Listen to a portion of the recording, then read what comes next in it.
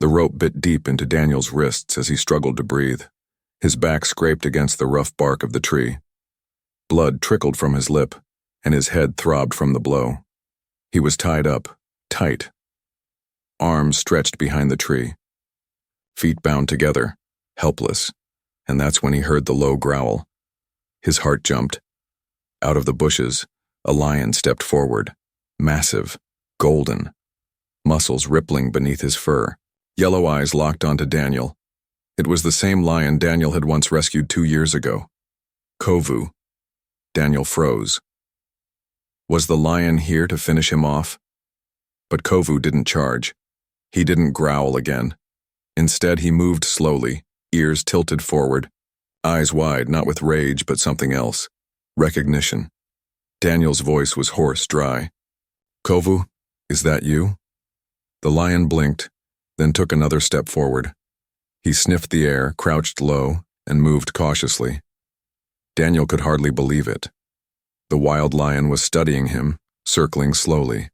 Not like prey, but like a puzzle he couldn't solve. Then something happened that defied all logic. Kovu sat down. He looked at Daniel, then at the ropes, then back at Daniel. The man tied to the tree, bruised and weak, let out a soft laugh through the pain. "You remember me, don't you, boy?" Suddenly a twig snapped behind them. Daniel's breath caught. Not again. Footsteps, heavy, rushed. 2 poachers emerged from the bushes, guns slung over their shoulders, looking angry and nervous. They saw the lion. They froze. One whispered, "Is that the same lion? The one from the West Ridge? Back. Off slowly," the other hissed. "Don't spook him." But Kovu didn't back off. He turned toward them and let out a roar that shook the air. The poachers panicked. One fired a shot into the sky, trying to scare him.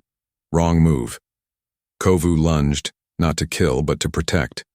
The men ran, tripped, scrambled through the grass like terrified children, and just like that, they were gone. Daniel slumped forward, breath shaking. The lion had chased them away. Saved him. But it wasn't over. The rope still held him tight. Kovu came back, slower now, sniffing the ropes. Then, with careful movements, he began chewing the knot at Daniel's wrist. It took time. But finally, the rope snapped loose. Daniel fell forward with a gasp, cradling his arms. "I don't believe this, I owe you again." Kovu backed up, watching with those deep golden eyes. Quiet, steady, present.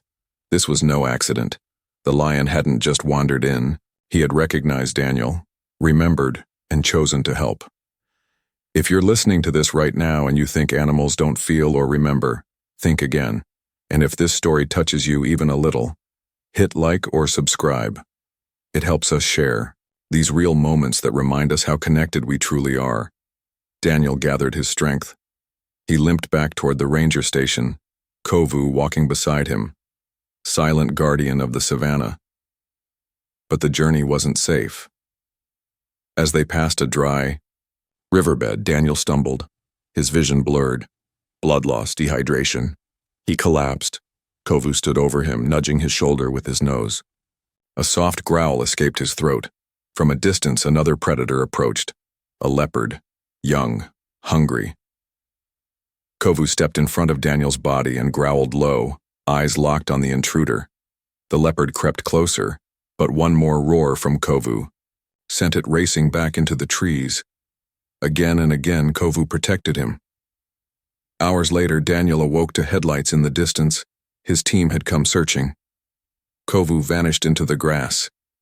When the rangers reached Daniel, they found rope burns on his arms, cuts on his face, and a single set of lion tracks leading away. Back at the station, after being treated, Daniel told the story. Some laughed. Others stared in silence.